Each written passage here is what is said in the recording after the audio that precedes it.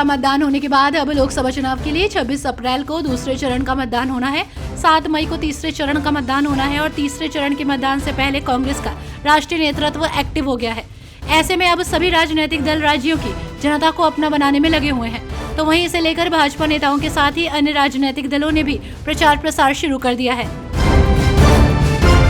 लोकसभा चुनाव को मद्देनजर रखते हुए सभी राजनीतिक दल काफी एक्टिव मोड में नजर आ रहे हैं। ऐसे में पीएम मोदी भी लगातार दौरे कर रहे हैं। अब मोदी आज एमपी के दौरे पर रहेंगे। लोकसभा चुनाव के दूसरे चरण में पीएम एक ही दिन में 3 लोकसभाओं में पहुंचेंगे। मिली जानकारी के मुताबिक पीएम मोदी 24 अप्रैल को दोपहर करीब 12 बजे सागर पहुंचकर जनसभा को संबोधित करेंगे।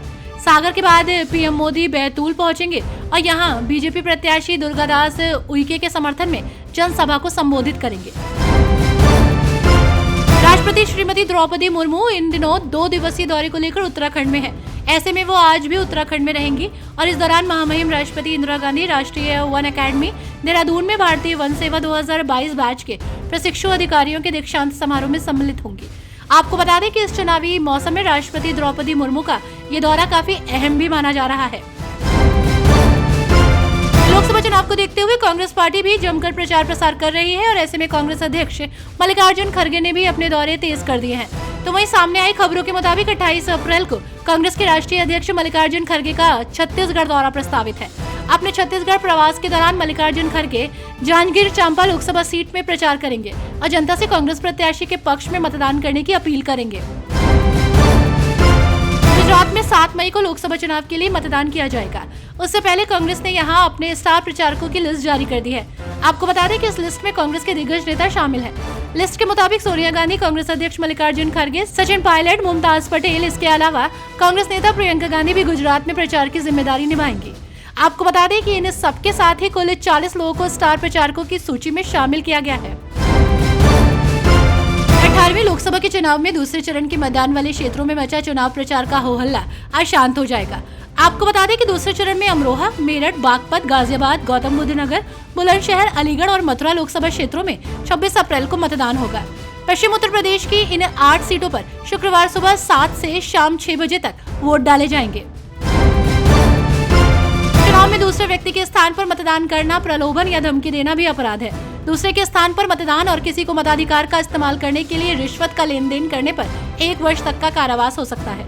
इसके साथ ही धर्म, जाति, प्रजाति और भाषा के आधार पर शत्रुता को बढ़ावा देने और प्रयत्न करने पर भी 3 वर्ष की कैद हो सकती है।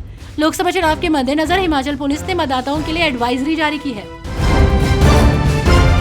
बंगाल में रामनवमी पर हुई हिंसा को लेकर कलकत्ता हाई कोर्ट ने सख्त टिप्पणी की है। कोर्ट ने बंगाल सरकार को स्पष्ट चेतावनी देते हुए कहा है कि वो उन निर्वाचन क्षेत्रों में लोकसभा चुनाव की अनुमति नहीं देगा जहां रामनवमी समारोह के दौरान सांप्रदायिक हिंसा देखी गई है। मुख्य न्यायाधीश टी.एस. शिवगणम की अध्यक्षता वाली पीठ की ये टिप्पणी 17 अप्रैल को रामनवमी जुलूस के दौरान मुर्शिदाबाद में हुई हिंसा पर सुनवाई के दौरान आई। वैसे तो सभी राजनीतिक दल लोकसभा चुनाव को लेकर सक्रिय मोड में नजर आ रहे हैं। ऐसे में अब शिरोमणि अकाली दल ने 5 और लोकसभा सीटों भटिंडा, जालंधर, लुधियाना, होशियारपुर और फिरोजपुर पर उम्मीदवारों की घोषणा कर दी है। आपको बता दें कि पार्टी ने इन सीटों पर अनुभवी और समृद्ध राजनीतिक विरासत वाले चेहरों पर दांव खेला है।